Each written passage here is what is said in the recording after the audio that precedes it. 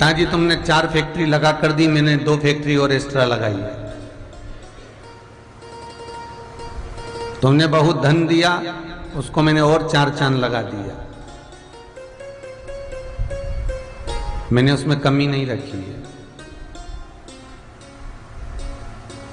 पिताजी एक बार बेटे से बोले कि तू एक काम कर, अब कमा बहुत लिया है, अब एक काम करो कि भगवत भजन करो, चलो मेरी गुरु की शरण में चलो।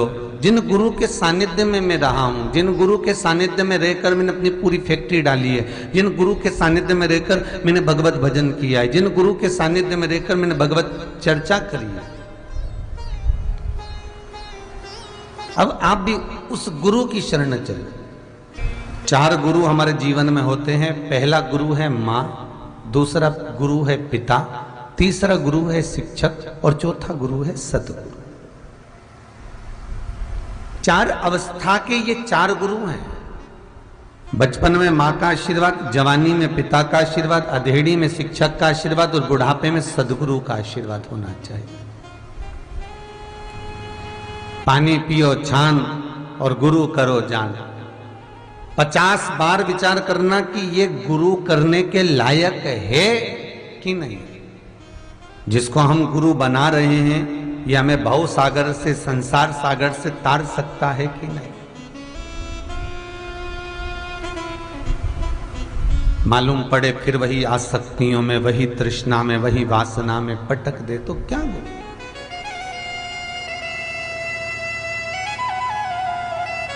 और असली गुरु को पहचानो। जगत में आज के जमाने में असली घी नहीं मिलता तो गुरु कहां से मिलेगा, ये भी तो सोच के विचार करो।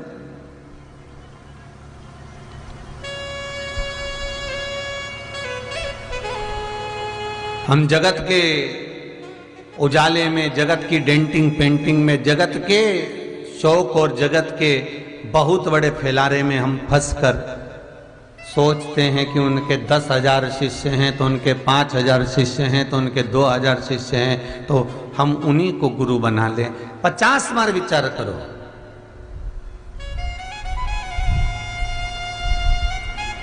गुरु सुखदेव जी महाराज जब राजा परीक्षित जब सुखदेव जी के पास में गए थे, 350 गुरुओं के पास मिलते मिलते गए थे। कोई कहता था मैं ये कर दूंगा, कोई कहता है मैं ये कर दूंगा। तब सुखदेव जी महाराज आखिरी में मिले। उन्होंने कहा मैं ये नहीं कहता कि मैं तुझे बचा लूंगा, पर इतना जरूर कहता हूं अगर तू भगवत स्मरण करेगा, अगर तू भगवत चर्चा करेगा, अगर तू कथा रसतत्व में डूबेगा तो ये पक्का है कि जो मृत्यु आएगी, जो सर्प डसेगा तुझे उसका भान नहीं होगा, तुझसे भय नहीं होगा।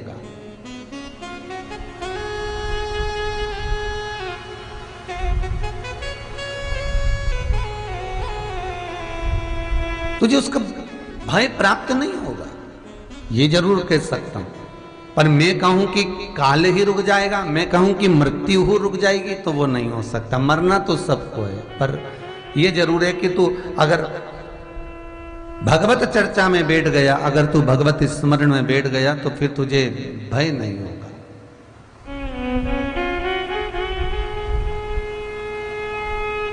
माता जगत जननी जगदम्बा ने भगवान शंकर को गुरु बनाया है, शिव को गुरु।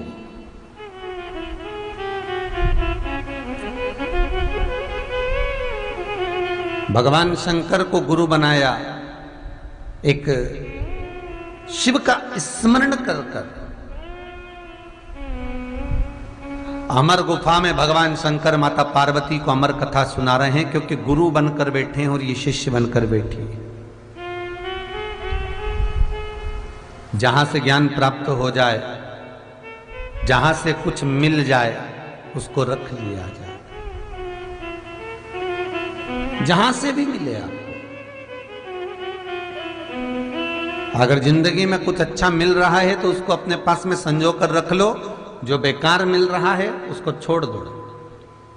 श्रीमद् वल्लभाचार्य जी ने अपनी सुबोधनी ग्रंथ के अंतर्गत श्रीमद् भागवत सुबोधनी में वर्णन करा है कुएं का जल, बावड़ी का जल, तालाब का जल, समुद्र का जल, खड्डे का जल, बावड़ी का जल, नल का जल, हैंडपंप का जल, हापसी का जल, बारिश का जल, सरोवर का जल, सागर का जल, ये सारे जल श्रीमद् वल्लभाचार्य जी कहते हैं ये सारे जल हैं। इसमें श्रेष्ठ जल कौन सा है? जितने लोग टीवी पर कथा सुन रहे हैं, ऑनलाइन जहां जहां बैठकर सुन रहे हो, चाहे मोबाइल पर, फेसबुक, यूट्यूब पर सुन रहे हो, चाहे ऑनलाइन बैठकर अपने घर में पलंग पर, सोफे पर, कुर्सी पर, जमीन पर, जहां बैठकर सुन रहे हो, आप भी बताओ, समुद्र का जल, बावड़ी का जल, खड्डे का जल, बारिश का जल, नल का जल, तालाब का जल, सागर का जल, सरोवर का जल, बावड़ी का जल, बारिश का जल, खड्डे का जल, इन सारे जलों में सर्वश्रेष्ठ जल कौन सा है? कौन सा जल श्रेष्ठ?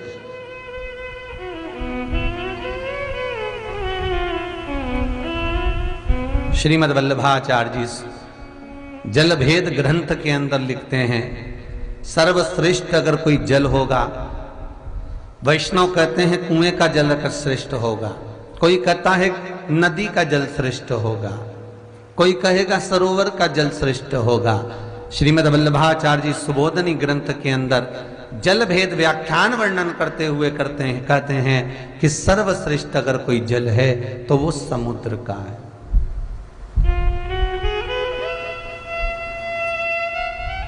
तो आप कहोगे कि समुद्र का जल तो खारा होता है, फिर श्रेष्ठ कैसे हो गया?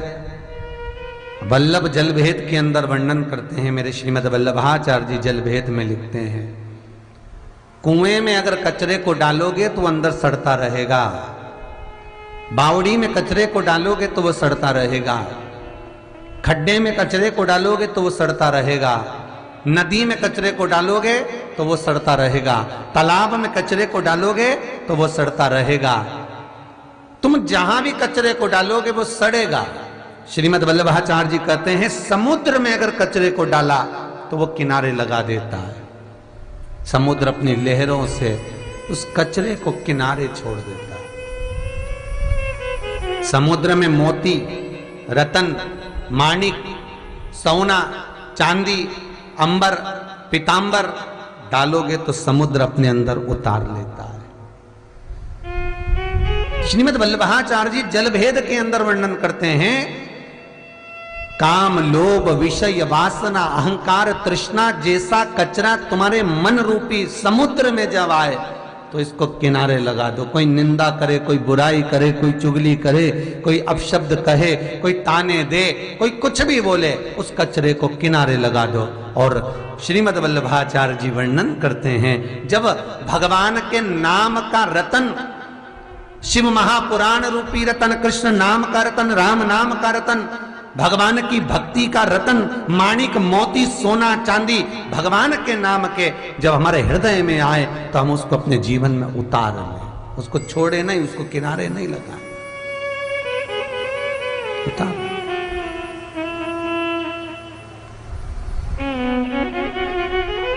समुद्र का जल श्रीमद् वल्लभाचार्य जी सर्वश्रेष्ठ बता रहे हैं। क्यों? क्योंकि समुद्र में वो गरिमा होती है, समुद्र में वो भाव होता है। चंद्र अमावस्या पर जब क्षय होता है, चंद्रदेव जब घटते हैं तो समुद्र का जल घटता है, और जब पूर्णिमा पर चंद्र प्रबल होते हैं तो समुद्र का जल प्रबल होता है, बढ़ता है, उछलता है, ज्वार और भाटा जिसको कहते हैं। क्यों? किस लिए? शिव पुराण कहती है, श्रीमद् वल्लभाचार्य जी जल भेद में वर्णन करते हैं, समुद्र जैसी गरिमा हमारे भीतर होना चाहिए। किसी का सुख देखकर प्रसन्न होकर उछलो और किसी को दुखी देखकर अपने भीतर भी दुख का भान हो। अपने भीतर भी दुख हो। समुद्र जैसी गरिमा। पर लोग उल्टे हैं। अगर कोई सुखी है तो उसको देखकर दुखी हो जाते हैं, और कोई दुखी है तो उसको देखकर सुखी हो जाते हैं। हमारे भीतर समुद्र जैसी गरिमा हमें लेकर आना है। समुद्र श्रेष्ठ बताने का तीसरा कारण श्रीमद् वल्लभाचार्य जी कहते हैं कि समुद्र में एक श्रेष्ठता और है कि समुद्र खारा है, अर्थात सत्य बोलने वाला, खरा बोलने वाला, आपके मुंह पर वाणी से कहने वाला हमेशा बुरा ही होगा, खारा, क्योंकि समुद्र खारा।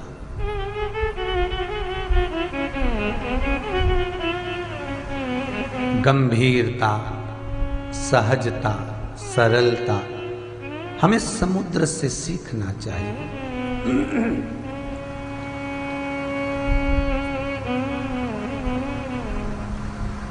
गुरु समुद्र जैसा हो, जो आपकी अच्छाई अगर गिना रहा है तो बुराई भी गिना दे। आपका मार्ग यदि प्रशस्त कर रहा है तो आपके मार्ग को मंजिल तक पहुंचा दे। वो गुरु है। केवल आपके हाँ में हाँ मिला ले, हाँ ठीक है, तुमने बोल दिया, वो मान लिया, वो श्रेष्ठता नहीं है, वो गुरुपद की गरिमा नहीं है। शिव त्रिकालदर्शी, कैलाशी, अविनाशी जगत के गुरु हैं, भगवान भूत भावन। इसलिए शिव महापुराण की कथा कहती है कि पानी पियो छान और गुरु करो जान। गुरु 50 बार विचार करना, इसके बाद कोई गुरु बना। 50 बार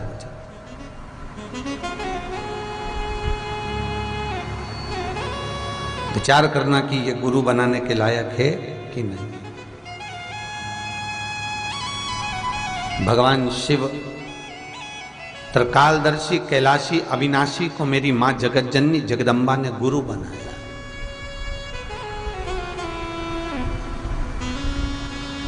और गुरु बनाकर मेरी जगतजननी जगदम्बा पार्वती। हाँ, शिव पुराण का एक लेख बड़ा सुंदर है, वो भी समझ लेना। माता उमा महेश्वर को गुरु बनाई है, माता सती शंकर को गुरु बनाई है। एक प्रसंग मुंबई में मारवाड़ी महिला मंडल ने शिव महापुराण की कथा करवाई थी, वो यूट्यूब पर डली हुई है।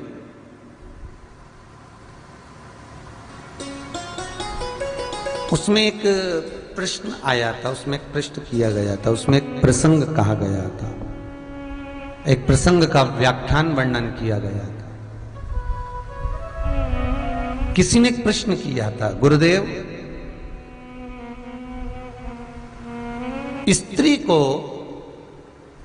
गुरु बनाना चाहिए कि नहीं बनाना चाहिए? महाराज, शिव महापुराण का लेख कहता है, नारी का सर्वप्रथम गुरु उसका पति होता है, इसलिए उसको पति परमेश्वर कहते हैं। सर्वप्रथम गुरु।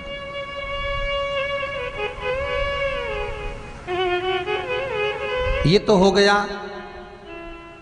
चित्तवृत्ति से, पर परमात्मा से मिलन कराने के लिए, परमात्मा से मिलने के लिए, ज्ञान का साक्षात्कार कराने के लिए 5 कर्मेंद्रिय, 5 ज्ञानेंद्रिय और 1 मन, ये 11 रूपी इंद्रियों को संयमित करने के लिए भगवान की भक्ति में डूबने के लिए कोई सदगुरु की शरणागति होना जरूरी है।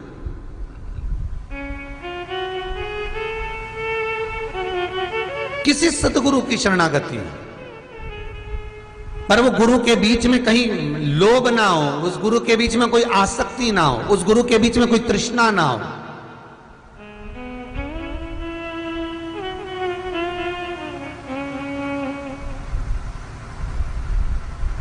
गुरु पूर्णिमा पे गुरु जी से मिलने जा रहे हो, 1 दर्जन केला ले जा रहे हो, नारियल ले जा रहे हो, मिठाई का डब्बा ले जा रहे हो, और गुरु जी के चरण पूजन करके गुरु जी को तुमने मिठाई का डब्बा दिया, केला दिया, नारियल दिया।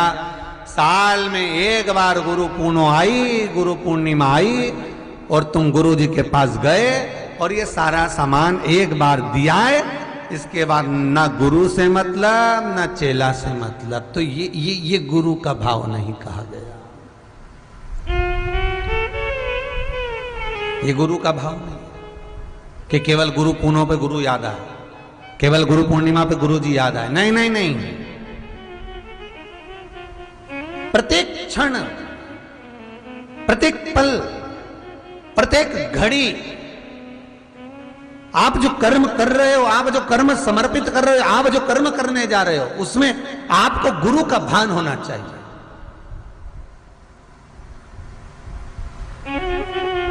गुरु तत्व क्या है?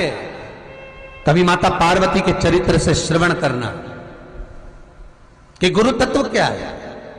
माता पार्वती कहती है गुरु तत्व वो तत्व है जैसे एक पानी के मटका को सिर पर रखकर पानी भरकर स्त्री उस मटके को जब लेकर चलती है, हाथ उसके नीचे रहते हैं, मटका उसके सिर पर रहता है, मटके पर मटका, मटके पर मटका रखा होता है, और स्त्री पनघट से जल लेकर जब अपने घर चलती है, 4 स्त्रियां उसको मिलती हैं, उनसे बात कर लेती है, कोई मिल गया उससे बात कर लेती है और मटका लेकर चलती रहती है।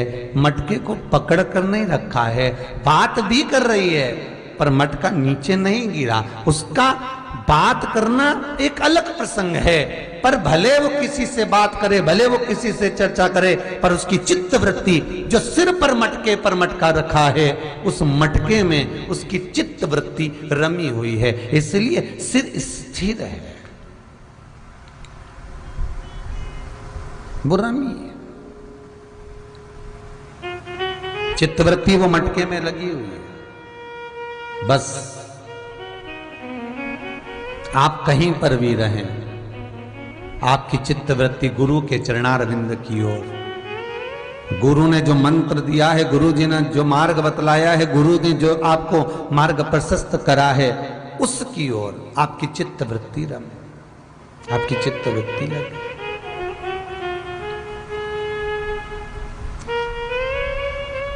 बहुत विचित्र जमाना है महाराज। एक भेरू जी का ओटला था, उस पे इतना बड़ा बड़ा भाटा रखा, पत्थर रखा, सब पे सिंदूर पुता। पढ़ा लिखा लड़का गांव में आ गया और गांव में आकर पूछा, पिताजी ये क्या है? पिताजी बोले ये भेरू जी है। तो पिताजी इतने सारे भेरू कहां से आ गए इस पीपल के पेड़ के नीचे या ओटला पे? पिताजी बोले हमें नहीं मालूम, दादाजी से पूछना। दादाजी के पास में गया, दादाजी से पूछा, दादाजी अभी मैंने भेरू जी का ओटला देखा, इतने सारे भेरू ही भेरू वहां पर रखे हुए थे, सब पे सिंदूर पुता हुआ था, दादाजी इसमें असली भेरू कौन सा है? दादाजी बोले बेटा हमारे जमाने में तो एक ही भेरू था, जो बीच में बड़ा सारा भाटा रखा है, लोग उसी पर सिंदूर पोतते थे, उसी पे बरक लगाते थे, उसी को चूरमे का भोग धराते थे। फिर इतने सारे भाटा पत्थर सब पे सिंदूर पुताए, इतने सारे भेरू कहां से आ गए? तो दादाजी बोले बेटे हमारे जमाने में तो एक ही भेरू था। तो इतने सारे भेरू कहां से आ गए? तो दादाजी बोले लोग भेरू जी के सिंदूर पोतने आए थे, साथ में रुमाल नहीं लाए थे, नेपकिन नहीं लाए थे। एक भाटा उठाया, सिंदूर पोतने के बाद हार पोंछकर पटक गए। दूसरा आया, दूसरे ने भाटा उठाया, हाथ पोछा पटक गए, तीसरा आया हाथ पोछा पटक गए। इतने सारे भेरू इकट्ठे हो गए कि लोग उन पुतौओं पर पोछ कर चले गए सिंदूर को, और जो असली भेरू बैठा था वो बैठा की बैठा ही रह गए। वो असली धरा की धरा ही रह गए, बैठा की बैठा। असली गुरु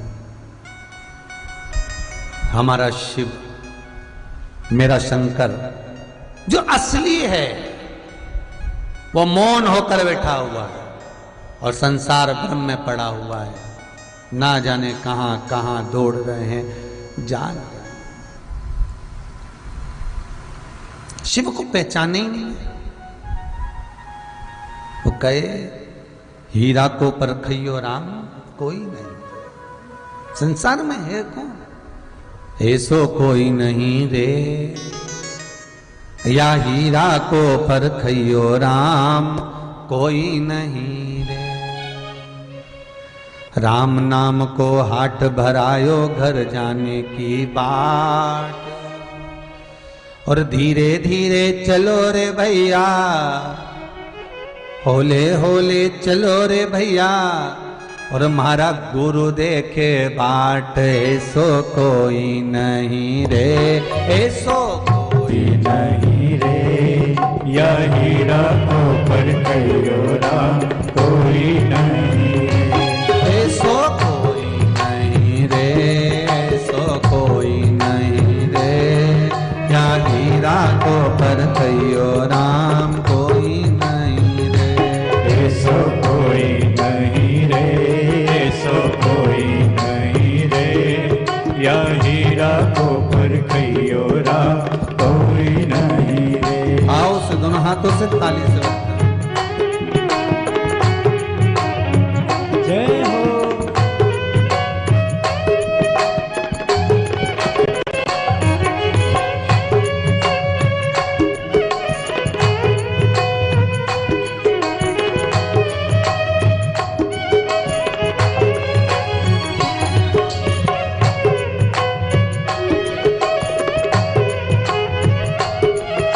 हर भोले।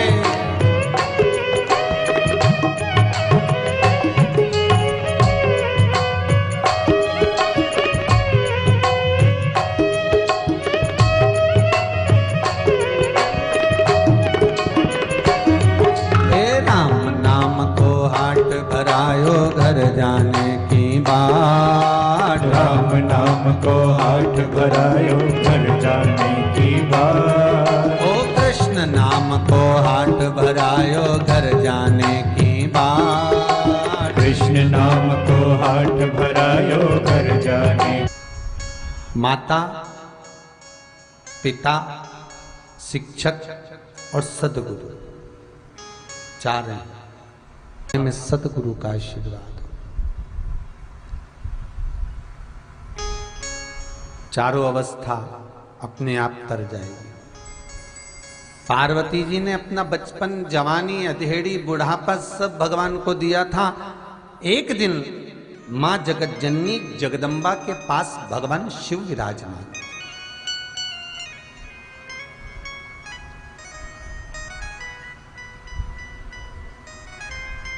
गण अधिपति गणेश का जन्म क्यों हुआ, किस लिए हुआ?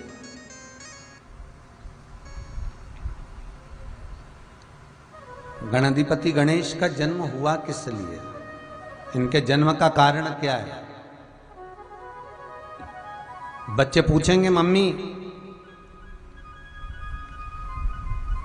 भगवान राम के जन्म का कारण था कि रावण को मारना था? भगवान कृष्ण के जन्म का कारण था कि उनको कंस को मारना था।